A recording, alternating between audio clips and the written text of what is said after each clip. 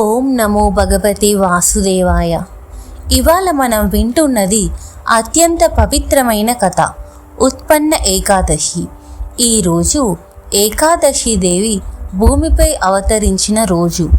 ఈ తిథి పవిత్రతను గ్రహించి ఉపవాసం చేస్తే అనేక జన్మల పాపాలు నశిస్తాయి. సత్యయుగంలో మురుడాసురుడు అనే భయంకర రాక్షసుడు ఉండేవాడు.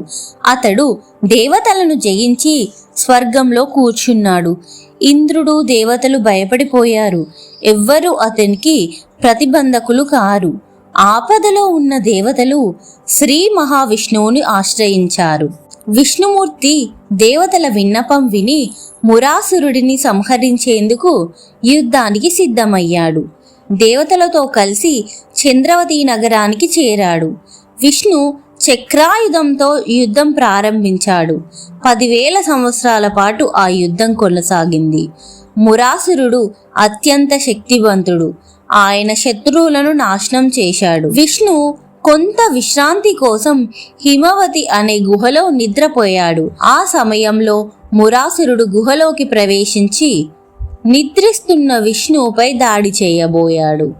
అయితే అప్పుడు ఆశ్చర్యకరమైన ఘటన జరిగింది. విష్ణువు శరీరం నుండి ఒక దివ్య కాంతి వెలువడింది. ఆ కాంతి రూపంలో ఒక దేవత ప్రత్యక్షమైంది. ఆమె కళ్ళలో శక్తి, కరుణ రెండూ కనిపించాయి. ఆమెనే ఏకాదశి దేవి.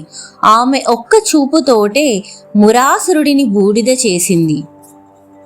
విష్ణువు మేల్కొని మురాసురుడు సంహారమైపోయాడని చూసి ఆశ్చర్యపోయాడు.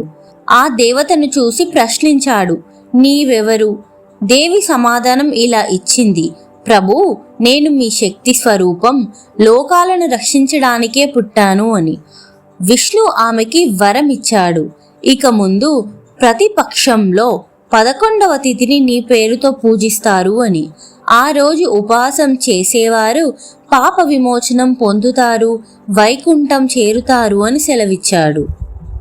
అప్పటి నుండి ఏకాదశి ఉపవాసం ఆరంభమైంది. భక్తులు ఈ రోజున ఉపవాసం ఉండి విష్ణుని నామస్మరణ చేస్తారు.